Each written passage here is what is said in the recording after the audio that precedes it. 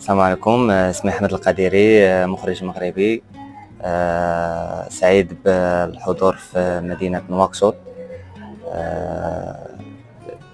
وذلك خلال مهرجان نواكشوط السينمائي الدولي، حيث أشارك بشريط الوثائقي بنديل لالا الذي يتحدث عن فن الحضارة النسوية بمدينة سلا، وكذا إعطاء ذكرى لجدتي.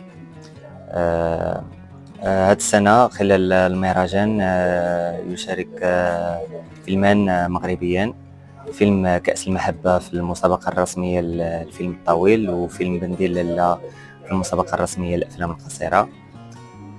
كما يجب أن ننوه بأن في النسخة السابقة كان فاز فيلم العاب للمخرج المغربي عبد الإله الجواري جائزة لجنة التحكيم، وهذا اللي يدل على الحضور القوي للسينما المغربية في المهرجانات الإفريقية والدولية.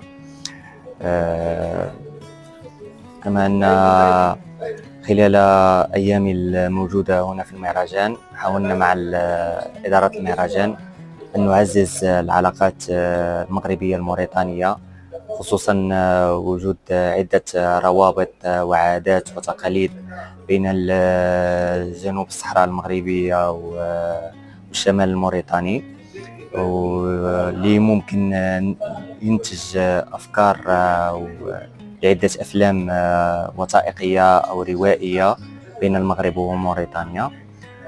كما أحب أن أشكر إدارة المهرجان على إعطائنا الفرصة للمشاركة في هذا المهرجان، وأشكر أيضا مجلة الزهرة على التغطية الإعلامية خلال فترتنا الموجودة في المهرجان الموريتاني. شكرا.